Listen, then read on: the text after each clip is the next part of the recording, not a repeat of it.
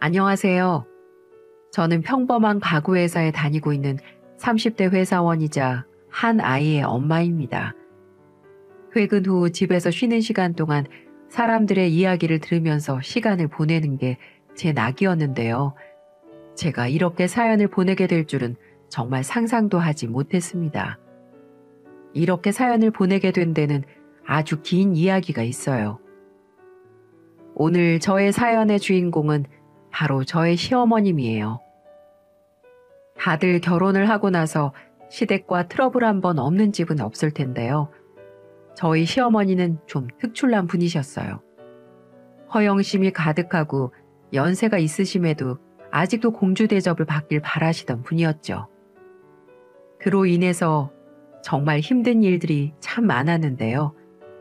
이제는 속 시원하게 저만 생각하며 지내고 있지만 그동안 있었던 일을 살짝 이야기해 보려고 합니다. 저는 평범한 TV 광고에 나올 정도의 가구 회사에 다니고 있습니다. 남편도 거기에서 만나게 되었죠.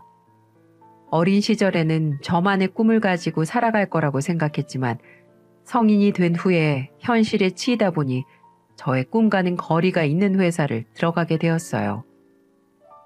남편은 저와 같은 팀에서 근무를 하고 있는 대리님이었는데요. 김대리가 신입 좀 잘 챙겨줘. 옆자리니까 많이 좀 알려주고. 아유, 당연하죠. 혜인 씨, 가구회사는 처음이라고 했죠? 모르는 거 있으면 언제든지 물어봐요. 감사합니다, 대리님. 열심히 할게요. 이처럼 남편은 제가 신입 때부터 저를 본의 아니게 전담마크 하게 되면서 저와 인연을 이어가게 되었습니다. 사람이 참 친절하고 인상이 맑다는 생각이 들었는데요. 회사 내에서도 평판이 굉장히 좋은 사람이었더라고요. 사실 처음에는 그냥 회사 대리님이어서 잘 보이고 싶던 것도 있지만 시간이 지날수록 이 사람의 친절함에 점점 정이 가게 되었고 남편도 저와 같은 마음이었던지 어느 날 회식이 끝나고 저를 바래다 주면서 고백을 하는 겁니다. 저도 항상 같은 마음이었기 때문에 흔쾌히 받아들이게 되었고 홍기가 꽉 찬 남녀이니만큼 결혼 이야기까지 빠르게 오가게 되었답니다. 이렇게 직장부터 결혼까지 다 성공했다고 생각을 하니까 절로 뿌듯해지곤 했는데요. 그 사람에게 잘 보이고 싶은 마음에 어머님, 아버님을 뵙고 정식으로 인사드리고 싶다고 하니까 글쎄, 난 인사를 드리는 것도 내가 혜인 씨 부모님께 먼저 인사를 드리는 게 맞다고 생각해. 우리 부모님은 그 다음에 천천히 같이 가자. 라고 이야기하는 겁니다. 이런 남자 어떻게 놓칠 수 있겠습니까? 그렇게 저희 부모님을 만나게 되었고 예비 시부모님들도 뵙게 되면서 자연스럽게 결혼 이야기가 오가게 된 것 같아요. 양쪽 부모님들께서도 같은 회사에 다니고 있고 서로 부족함 없는 환경에서 자랐기 때문에 더 이상 잴 것이 없다고 생각하셨는지 빠르게 상견례 날짜를 잡자고 말씀하셨어요. 인사를 드릴 때 오랜 시간 같이 있던 건 아니었지만 그때 보았던 영철 씨의 부모님은 정말 좋으신 분들이었어요. 구김살 없이 밝은 모습은 물론 어머님이 너무 젊고 예쁘게 사시는 모습을 보면서 가정이 참 화목하구나 라는 걸 느낄 수 있었거든요. 그렇게 빠르게 날짜를 잡고 상견례를 하게 되었어요. 안녕하세요, 사부인. 따님을 참 예쁘게도 키워주셨습니다. 어찌나 싹싹하고 예쁘던지 저도 딸이 있었다면 했었다니까요. 아이고, 아닙니다. 저희 딸 예쁘게 봐주셔서 정말 감사드려요. 김서방도 어찌나 사람이 싹싹하고 구김살이 없는지 아주 저희가 이렇게 가르친 거 없는 딸을 그냥 보내도 되나 싶네요. 아우 참, 김서방이라고 부르기는 아직 이른가요? 아닙니다, 사부인. 너무 듣기 좋은걸요. 저도 혜인이를 며느라기가 아닌 딸로 생각하고 받아들이려고 합니다. 제가 딸이 있었다면 딱 이런 느낌이었을까 싶어요. 감사해요, 어머님. 저 정말 영철 씨 내조 잘하면서 열심히 살게요. 엄마 고마워요. 그런데 한 가지 말씀드리고 싶은 게 있습니다. 아직 저희가 서울권에 아이들 집을 해줄 형편이 되지 않습니다. 애들도 안정적인 직장을 가지고 있어서 먼 곳에 자리를 잡기에는 여러모로 힘들어질 것 같아 당분간 저희 집에서 애들 돈 모을 때까지 합가를 하면 어떨까 합니다. 사실 이 부분에 대해서는 그이에게 들어서 잘 알고 있었습니다. 저희가 모아둔 돈이 있다고 해도 회사를 다닌 지 그렇게 오래된 것도 아니었기 때문에 당장 회사 근처 서울권의 자리를 잡기는 무리였고, 그렇다고 월세를 살자니 돈을 모으는 것도 너무 빠듯할 것 같아서 당분간이라도 지내면서 열심히 돈을 모아 분가를 하러 나오자라고 이야기가 된 상태였죠. 저희 엄마 아빠에게도 제가 어느 정도 기뜸을 들여놓은 상태였기 때문에 아무런 분쟁 없이 이야기를 나눌 수 있었습니다. 그리고 길면 1, 2년 정도 그 집에서 머무르기로 했죠. 사실 엄마랑 아빠가 처음부터 흔쾌히 허락을 한 건 아니었어요. 너희가 그 집에 들어가서 산다고? 시부모님 모시고 산다는 게 쉬운 게 아니야. 그냥 월세라도 작게 들어가서 천천히 내 집 마련하는 건 어떻겠니? 엄마 아빠는 네가 너무 걱정돼서 그래. 괜찮아 엄마. 그냥 최대한 돈 아끼자 생각하면서 꾹 참고 버텨보면 돼. 엄마도 나 싹싹하고 잘하는 거 알잖아.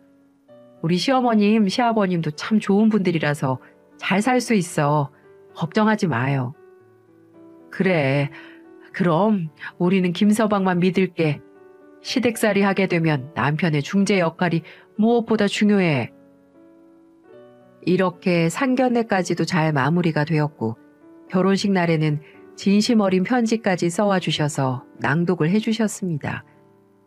그 와중에도 남편에 대한 이야기보다 저에 대한 칭찬이 정말 많았어서 주변에서 다들 너네 시어머니 너무 좋으시다.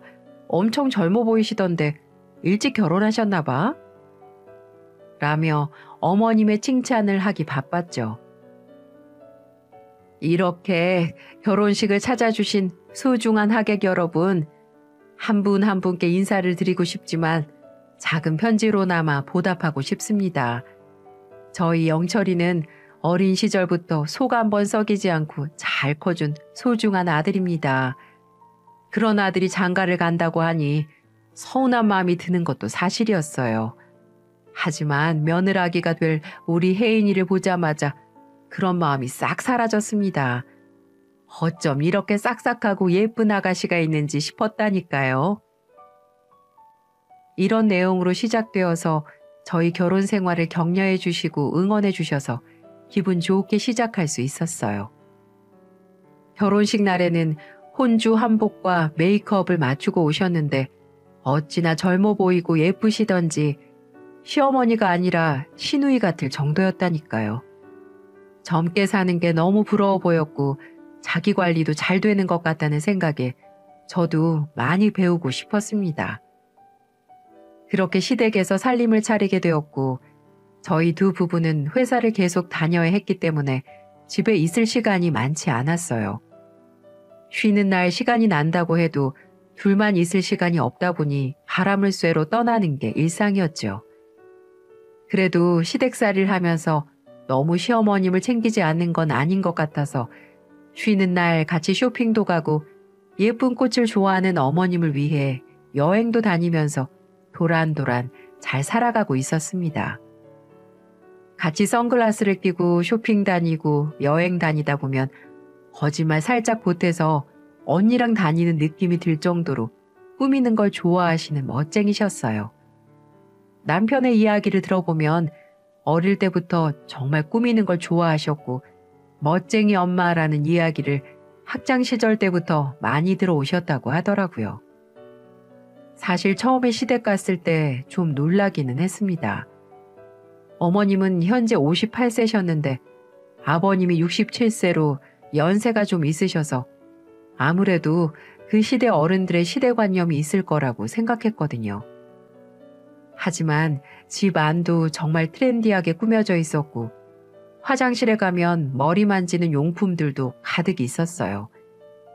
그래서 처음에는 어머님은 젊으신 분이니까 걱정할 게 없다고 생각했고 오히려 아버님이 교육청에서 근무를 하시다 정년 퇴직까지 하시기도 했고 연세도 좀 있는 분이라 집에서 고지식한 것 때문에 불편하면 어쩌지 라는 생각을 했었거든요. 하지만 때로는 언니처럼 때로는 친구처럼 정말 친근하게 대해주시는 덕분에 저도 빠르게 시댁살이에 적응을 해나갈 수 있었어요. 이 결혼으로 인해 앞으로 일어나는 모든 상황들에서 내 편이 생긴 거라고 생각했죠. 어머니, 일어나셨어요? 얼른 식사하세요. 아침 준비했어요. 어머 아가, 누가 너한테 아침 준비하라든. 아침에는 늦잠도 자고 그래야지. 이렇게 일찍 일어나서 밥도 차리고 그러면 나중에 하기 싫어도 하게 된다. 시댁이다 생각하면 어려우니까 친정이라고 생각하고 편하게 지내려. 어머니, 정말 감사드려요. 저 정말 잘할게요. 아, 참, 저 오늘 쉬는 날인데 쇼핑 안 가실래요? 저희 시어머니는 이렇게 결혼 후에도 저를 배려해주고 제 편에 서서 편하게 대해주셨습니다. 그래서 다른 시어머니들이 하고 싶다고 생각하시는 쇼핑도 다녀봤는데요. 팔짱 끼고 선글라스 끼고 같이 다니고 있으면 거짓말 살짝 보태서 언니냐고 물어보는 사장님들도 많았으니까요. 저희 시아버지도 참 좋은 분이셨어요. 남편한테 대충 이야기를 들어보니 교육청에서 한 번도 문제 일으킨 적 없이 근무를 하시다가 정년 퇴직을 하셔서 지금은 연금을 받으면서 생활하고 계시는 거였어요. 굉장히 안정적으로 생활을 하셨던 분답게 인자한 모습이 신사 같으셨고 화 한 번 내는 모습을 보인 적 없는 멋진 아빠라고 말을 해주었습니다. 남편이 가장 본받고 싶어하는 사람이기도 하고요. 어머님은 그런 아버지보다 9살이 어렸는데 그래서 그런지 딱 보기에도 훨씬 젊어 보이고 꾸미고 다니시는 것도 남달랐어요. 그래서 저랑 같이 놀러 다니시는 걸 너무 좋아하셨죠. 그런데 몇 번 같이 쇼핑을 나가다 보니 이상한 점이 생기기 시작했어요. 어머니, 이거 어때요? 색 너무 예쁘죠? 아가, 너한테 너무 잘 어울린다. 이걸로 해라. 어머니한테도 잘 어울릴 것 같은데 한번 발라보세요. 어머, 얘 아니야. 나이가 있는데 너처럼 젊은 애들이나 쓰는 거지 뭐. 이렇게 대화가 오가고 화장품을 사서 제 화장대에 넣어둔 다음 출근을 했습니다. 그런데 집에 왔더니 그 화장품에 사용 흔적이 있는 게 아니겠어요? 그날 산 화장품뿐만이 아니었습니다. 이전에 제가 마련해 두었던 다른 화장품들이라든지 이런 것들이 글쎄 정리도 제각각 되어 있는 겁니다. 이게 뭐지 싶어 얼른 나가 여쭤봤는데요. 어머니, 혹시 제 화장품... 아가, 내가 낮에 약속이 좀 있어서 살짝 발라봤다. 괜찮지? 아, 네. 그런데 어머니 그보다 입고 계시는 그 옷 제 옷 아닌가요? 어머머, 내 정신 좀 봐. 내 옷이 글쎄 다 빨래통에 가 있지 뭐야. 입을 게 하도 없어서 살짝 빌렸어. 어머니, 빌려드리는 건 언제든 괜찮아요. 그런데 저희 물건 사용하실 때는 미리 말씀 좀 해주세요. 저 깜짝 놀랐어요. 으이그, 집안의 식구라고는 우리 4사람 뿐이고 여자는 나 하나인데 뭘 놀라? 엄마가 사용했나 보다 하면 되지. 아무튼 알겠다.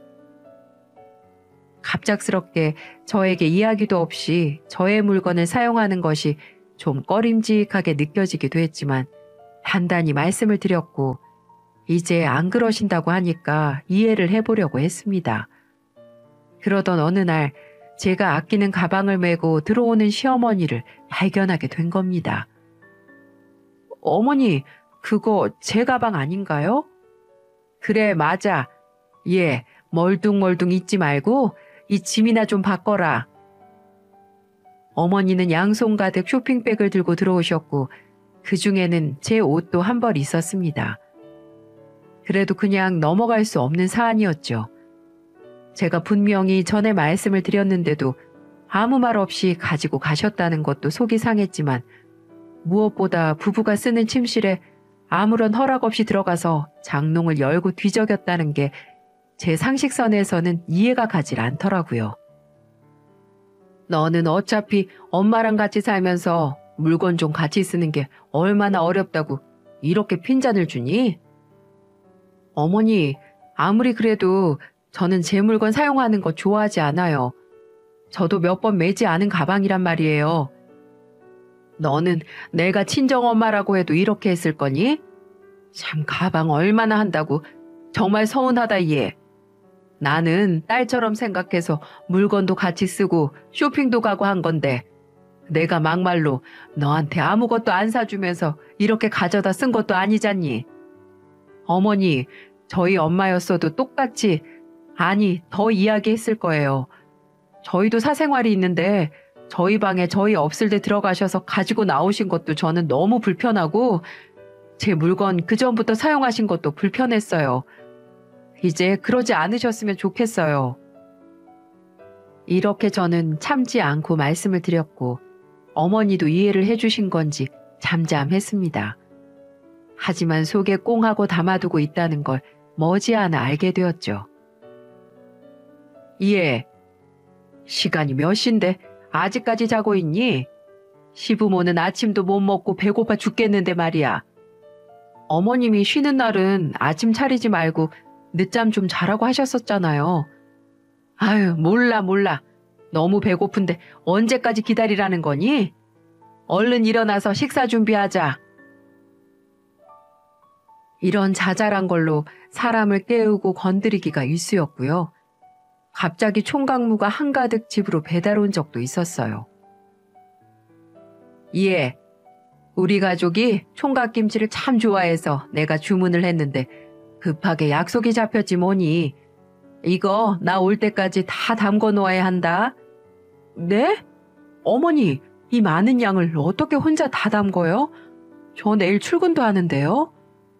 예, 집에서 하는 게 뭐가 있다고 이깟 김치도 하나 못 담근다고 하니? 이거 오늘 안 담그면 다 썩어 버리니까 얼른 담궈놔. 나는 나갔다 오마. 그 많은 양을 혼자서 다 하기에는 너무 버거웠고 어머님이 저번 사건으로 저한테 복수를 하려는 심보인 게 너무 빤히 보여서 머리를 굴리다가 신랑한테 바로 전화를 했죠. 그리고 함께 김치를 오순도순 담그고 있었답니다. 몇 시간 후 현관문 여는 소리가 들리고 시모가 들어왔는데 들어오자마자 글쎄 소리를 버럭 지르는 겁니다. 어머 얘, 지금 뭐 하는 거니? 왜 영철이가 김치를 담그고 있어?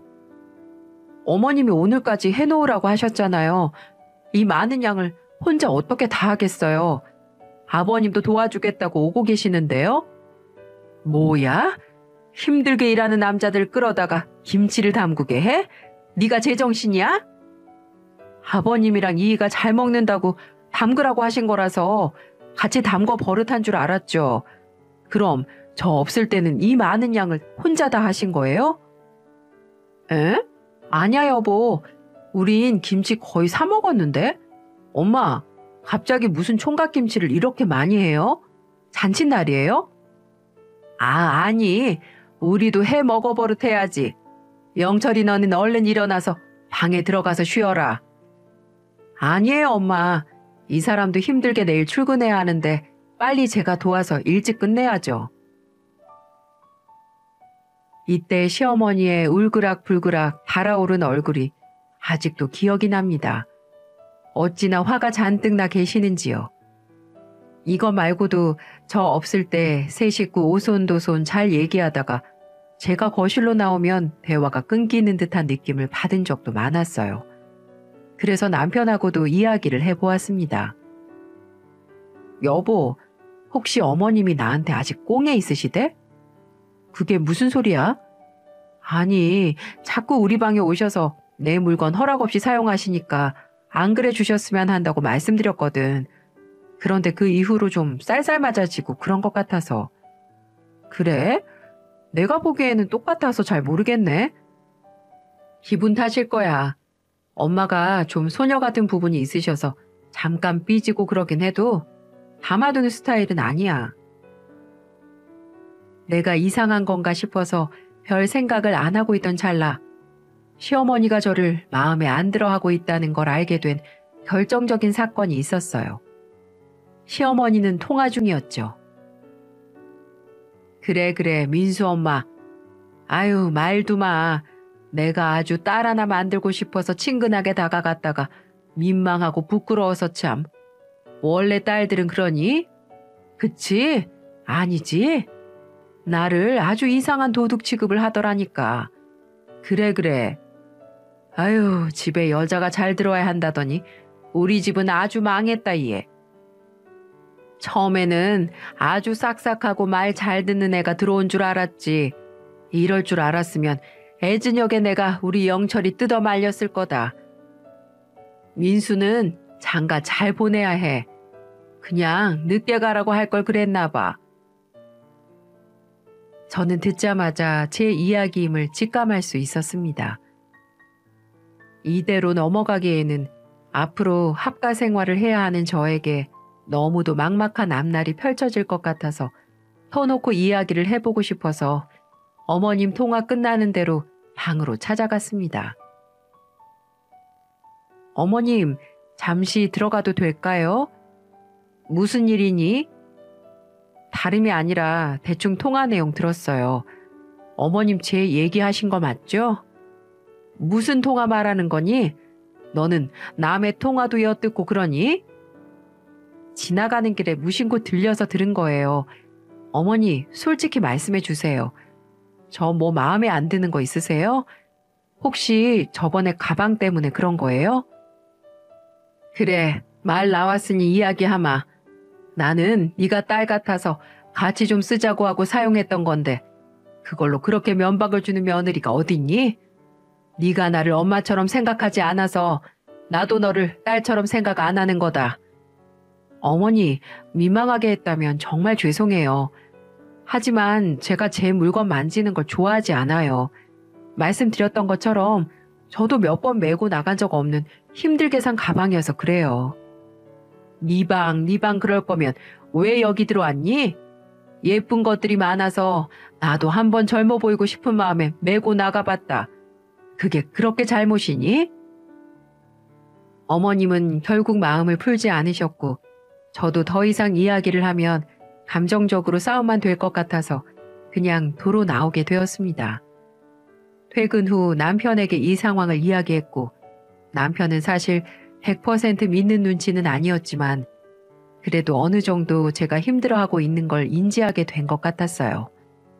남편과 이 상황을 어떻게 하면 좋을까 고민하던 찰나 소중한 가족이 찾아오게 되었죠. 제가 임신을 하게 된 겁니다. 저희 부부가 너무도 기다리던 일이었기에 다들 축복을 해주길 바랬고 시어머님도 아들이라는 말에 신이 나셨는지 그때부터는 저를 그렇게 신경 쓰고 계시는 것 같지 않았습니다. 저의 착각이기는 했지만은요.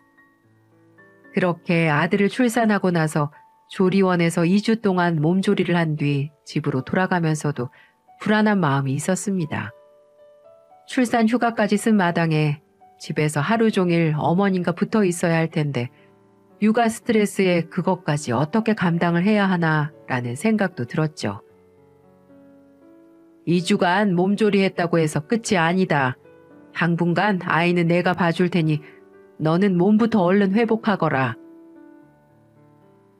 어머님이 다행히 이렇게 감사히 말해주셔서 저도 빠르게 회복을 해볼 수 있었는데요. 벌써 쑥쑥 자란 아이는 어느 정도 짚고 걷는 정도까지 할 수 있게 되었고 말도 어느 정도 알아듣는 듯 보였습니다. 아직 말을 뱉을 수 있는 정도는 아니었죠. 저는 회사로 복귀를 했고 낮에는 어린이집도 가고 하다 보니 마음의 여유도 생기던 찰나였습니다. 준영아, 너희 엄마가 괴롭혔어요? 아이고, 불쌍한 우리 손주. 엄마를 잘못 만났네. 누가 그랬어? 할미가 떼찌 해줄까? 준영아, 아빠한테 이제 애기 그만 낳아달라고 해라. 딸은 있어봐야 아무짝에도 소용이 없어. 엄마 하는 거 좀 봐라. 우연찮게 듣게 된 시어머니의 말들. 시어머니는 저희 아들을 봐주실 때마다 그렇게 제 험담을 하고 계셨던 겁니다. 제가 들은 것만 이 정도인데 평소에 얼마나 안 좋은 이야기들을 많이 하셨겠어요. 어머니, 무슨 말씀을 하시는 거예요? 어머, 깜짝이야. 얘 인기척도 없이 언제부터 거기 있었니? 어머니, 준영이한테 그런 이야기 하시면 어떡해요? 아이가 저 싫어하기라도 하면 어쩌시려고요? 얘는 뭐 내가 없는 말 했니? 그리고 애가 아직 말을 알아듣기를 하니 말을 하기를 하니 이 정도 다 하면서 사는 거야. 어머니, 아무리 말을 못한다고 해도 애들은 다 알아들어요. 엄마랑 아들을 떼어놓으려고 하시는 것도 아니고 뭐 하시는 거예요? 그럼 네가 회사 그만두고 집에서 직접 키우지 그러니? 이 어린애를 어린이집에 보내고 이 나쁜 엄마 같으니라고. 어머니! 더 이상 멈출 기미가 보이지 않는 어머니 때문에 하루하루 피가 마르는 기분이었습니다. 회사에 있어도 불안한 마음이 들어서 어떻게 해야 하나 머리를 굴리고 있던 와중 아이는 쑥쑥 자라고 있었죠. 맞벌이를 하면서 육아를 하고 집안일까지 전념하는 것이 쉽지는 않았지만 빨리 벌어서 분가를 하고 싶은 마음뿐이었기 때문에 어린 아들을 어린이집에 맡기고 매일 출근 도장을 찍어야 했습니다. 그 외에도 아들을 시댁에서 키운다는 건 정말 여간 힘든 일이 아니었어요. 먹이지 않아야 하는 음식 먹이기부터 먹던 숟가락으로 아이 음식 떠먹이기, 틈만 나면 천기저귀 사오셔서 응가 묻은 빨래 시키기 등 퇴근하고 난 후에 이런 일까지 해야 하니까 몸이 나만하질 않더라고요. 그래도 분가 하나만 바라보면서 다 버텨왔던 것 같습니다. 그렇게 열심히 살아가고 있는 중 어느 날 갑자기 남편이 진지하게 이야기를 꺼내더라고요. 혜인아, 사실 내 친구 민석이 기억나지? 민석 씨? 그럼 기억나지. 당신하고 학창시절 때부터 친구라고 했었잖아. 맞아. 근데 민석이가 지금 신용불량에 힘든 생활고를 겪고 있다고 하더라고. 내가 조금 도와주고 싶은데 3달 뒤에 바로 갚을 수 있다네. 얼마나 필요하다는데? 당장 급한 건 500만 원이래. 그 정도면 못 받는다고 해도 안 빌려준 셈 칠 수 있지 않을까 싶어서. 당신이랑 오랜 친구 사이니까 당신 마음 이해해. 우리 준영이 돌잔치 때 받았던 돈 통장에 아직 그대로 있으니까 그걸로 빌려주면 되겠다. 고마워 혜인아. 민석이도 너무 고마워할 거야. 저와도 몇 번이나 일면식이 있는 사람이었고 볼 때마다 사람 심성이 좋다고 느꼈던 친구였기 때문에 저도 지체 없이 빌려주기로 했고 그 후 3개월 뒤 잘 썼다면서 온전히 현금으로 500만 원을 돌려주었습니다. 아니 이렇게 현금으로 가져다 준 거야? 아직 민석이가 신용불량이 안 풀려서 통장을 개설할 수가 없대. 그래서 이렇게 현금으로 가지고 왔다나 봐. 아휴, 이렇게 큰 돈을 얼른 은행 가서 통장에 넣어놔야겠다. 오늘 내일 주말이니까 월요일 되는 대로 찾아가서 내가 넣어둘게. 알았어. 그렇게 현금 500만 원이 든 봉투를 화장대 위에 올려두고 출근을 하고 온 날이었습니다. 어디 갔지? 왜? 뭐가 안 보여? 여보, 우리 500만 원 내가 분명히 화장대 위에 올려놨거든? 그런데 안 보이네? 한번 다시 잘 찾아봐. 서랍이나 이런 곳 혹시 가지고 나가려고 가방에 넣어둔 거 아니야? 아니야. 아무리 생각해봐도 여기밖에 둔 곳이 없어. 다른 곳도 다 찾아봤고. 집에 있던 사람은 시어머니와 시아버지뿐이었고 저희 방도 워낙 저희 없을 때 들어오던 사람이라서 심증은 있었지만 정확한 물증이 없어서 따져 물을 수도 없었는데요. 시부모님께는 남편이 나가서 물어보니까 전혀 못 봤다고 하시니까 어찌할 도리가 없었죠. 이게 증거가 없으니까 너무 답답하더라고요. 그렇다고 큰돈 500만 원을 이대로 없는 셈 치기는 너무 아까웠고요. 저희 분가할 때 보태려고 했던 돈인데 말이에요. 그러다가 사건이 터진 겁니다. 며칠 후 회사에서 야유회를 하느라고 설악산에 다녀오게 되었는데요. 힘들게 등산을 하고 식당으로 가던 중 낯익은 뒷모습이 보이는 게 아니겠어요? 그 뒷모습은 다름 아닌 시어머니였습니다. 산에 오면서도 예쁘게 치장을 하고 올 사람은 저희 시어머니밖에 없었거든요. 회사 사람들도 결혼식 때 저희 시부모님을 뵌 적이 있기 때문에 제가 주시하는 걸 발견하더니 저기 혜인 씨 시어머니 아니야? 인사해야겠다 하며 다가가려고 하더라고요. 저도 어머님이 왜 저기 있나 하고 가서 인사를 하려는 순간 옆에 낯익은 남자 한 명이 서 있는 걸 보았습니다. 벤츠 승용차를 주차하고 내려 시어머니와 다정하게 이야기를 나누고 있었죠. 다들 당황스러워서 멈칫하게 되었어요. 저 사람이 누구더라 곰곰이 생각해 보다가 기억이 났는데 아니 글쎄 저희 결혼식에까지 왔던 아버님 아는 동생분이 아니겠어요? 분명 가정이 있는 분이셨는데 이게 어찌 된 일인지 영문을 알 수가 없었어요. 사업을 하시는 분이라서 가지고 있는 재산이 꽤 큰 걸로 알고 있었거든요. 일단 조용히 상황을 지켜보면서 어떤 상황인지 파악을 해보았는데요. 자칫 제가 별일 아닌데 호들갑을 떨다가 이상한 상황이 되어버릴 수도 있으니까요. 그런데 글쎄 두 분이 너무 다정한 겁니다. 하하호호 웃으면서 서로 어깨동무도 했다가 얼굴도 만졌다가 누가 봐도 로맨틱한 분위기가 솟아오르는 거 있죠? 우선 회사 사람들에게 식당에 먼저 가 계시라고 말씀드린 뒤 저는 일단 증거를 모아야 한다는 생각이 들어 휴대폰 카메라를 켜서 그 장면을 먼저 찍어보았습니다. 마침 다정한 모습까지 보여주더라고요. 그리고는 냉큼 시어머니한테 다가가 말을 걸어 보았습니다. 어머니, 여기서 뵙네요. 아니, 네가 여긴 어떻게... 오늘 회사 사람들하고 야유회가 있어서 여기 왔어요.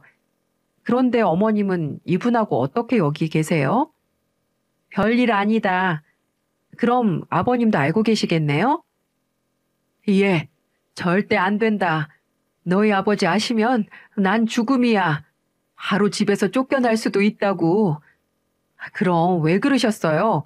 저분도 가정이 있는 분이시잖아요. 이러시면 안 되죠. 나도 안다. 그냥 밥 한 끼 하자고 만난 거야. 다른 의도는 없었어.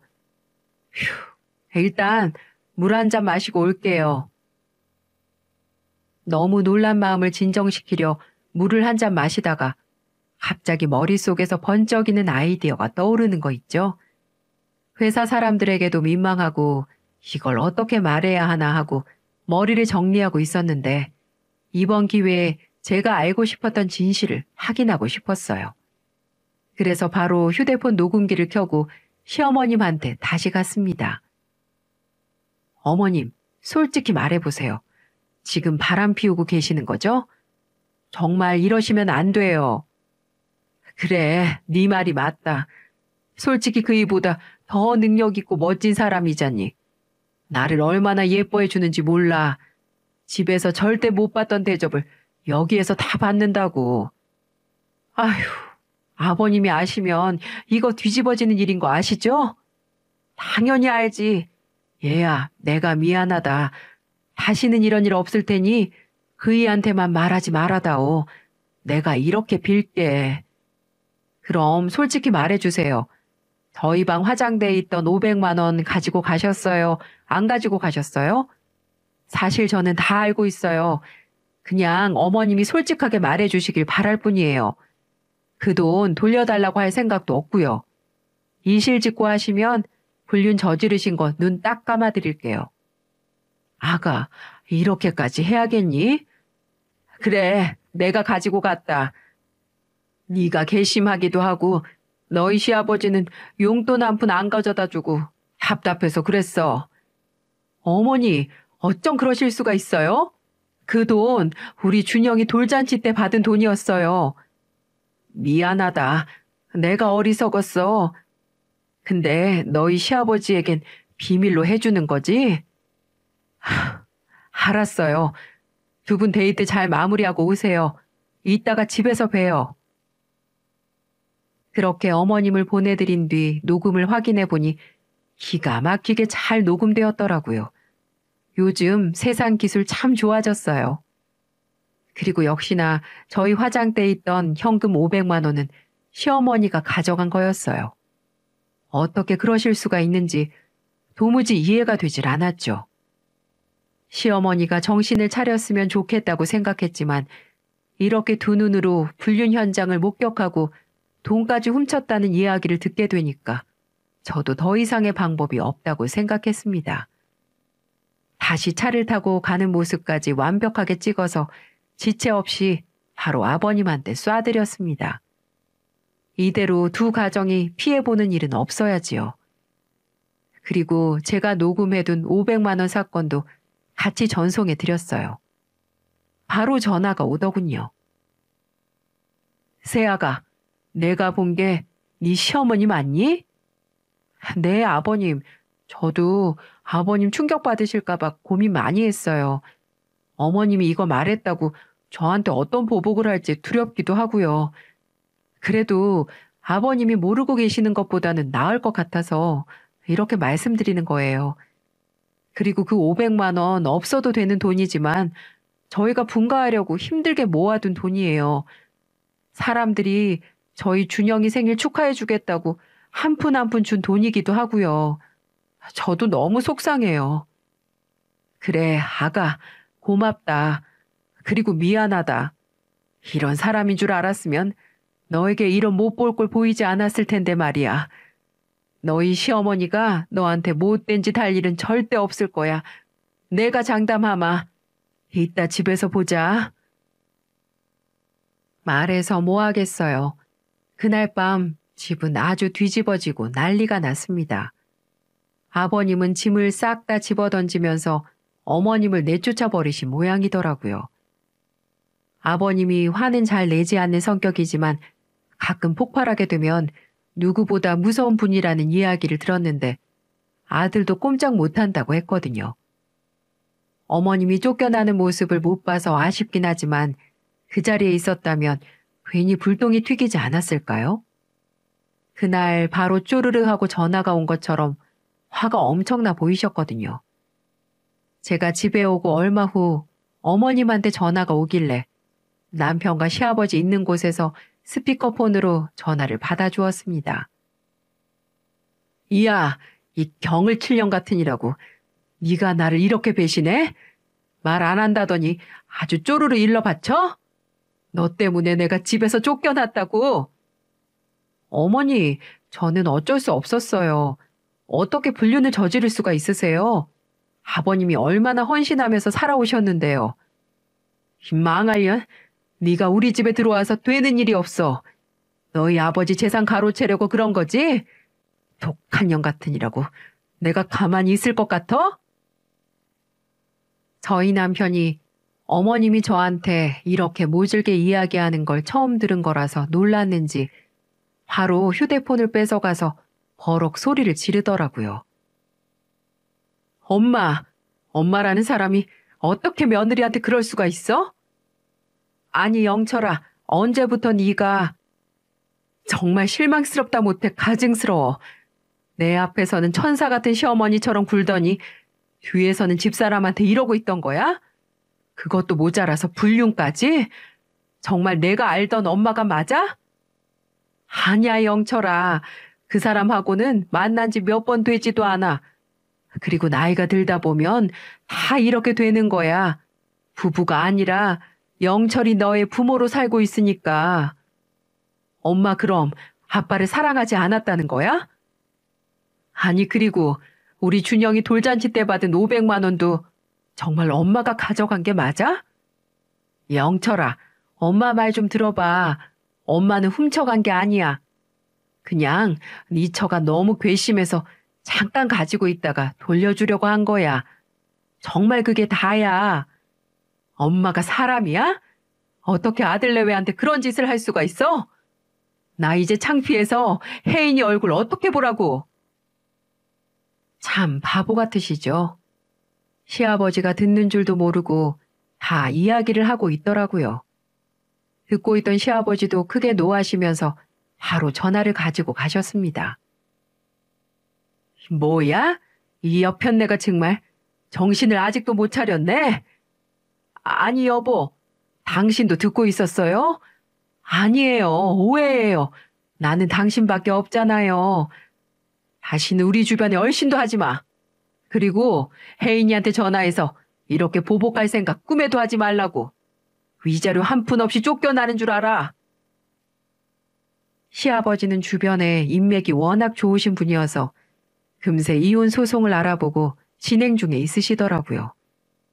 제가 보내드린 사진과 녹음들, 그리고 마지막에 전화 통화한 것까지 싹 다 녹음해서 보내드린 덕에 증거도 충분하고 이제 시모는 맨몸으로 쫓겨날 일만 남은 거라고 합니다. 아버님이 조금 더 알아보니 애저녁부터 꾸미고 치장하는 걸 좋아할 때부터 바람을 밥 먹듯이 피고 다니던 분이었더라고요. 주변 사람들 사이에서는 이미 알려져 있는 사실이었어요. 동네 망신이고 가정 망신이라고 하시면서 아버님은 이사를 앞두고 계신답니다. 시골에 가서 조용히 살고 싶다고 하시네요. 500만 원은 안 쓰고 잠깐 가지고 간 거라고 하시더니 홀랑 써버리셨는지 몇 달만 시간을 달라고 싹싹 빌어서 영철 씨가 시간을 두고 기다려주기로 했습니다. 더 이상 인연을 이어나가고 싶진 않다고 하지만 저희가 힘들게 모은 돈을 빼앗기고 싶진 않았거든요. 처음에는 참 좋은 시어머니였는데 결혼하고 보니 싹 바뀌어버리는 건 물론이고 도벽까지 있으셔서 화장품에 옷에 손주돈까지 훔치시고 세상 참 오래 살고 볼 일이죠. 그래도 그런 시어머니 밑에서 이렇게 착한 남편이 나왔다니 의지할 곳이 있어서 다행이라는 생각이 들어요. 그이에게는 엄마가 어떤 사람인지 알게 한 것에 대해서 사실 미안하기는 해요. 그이는 아무 잘못이 없으니까요. 하지만 언젠가 알게 될 일이고 저희 아들 돈에 손댄 것까지 비밀로 해줄 수는 없었답니다. 참 세상 좁은 것 같아요. 야유회를 갔다가 시모의 불륜 현장을 목격할 줄은 꿈에도 몰랐죠. 어머님도 그런 생각을 못했기 때문에 거기에서 대놓고 불륜 행각을 저지르신 것 같네요. 저의 사례는 여기까지예요. 나름 통쾌하다고 생각하고 있는데 여러분들은 어떠셨나요? 다시 한번 시어머님은 친엄마가 될 수 없고 며느리는 딸이 될 수 없다는 것에 대해서 크게 공감하게 되는 사건이었어요. 앞으로는 남편, 시아버지에게 내조 잘하면서 살아가려고요. 긴 이야기를 들어주셔서 감사하고 여러분들에게는 항상 좋은 일만 가득하시길 바랄게요.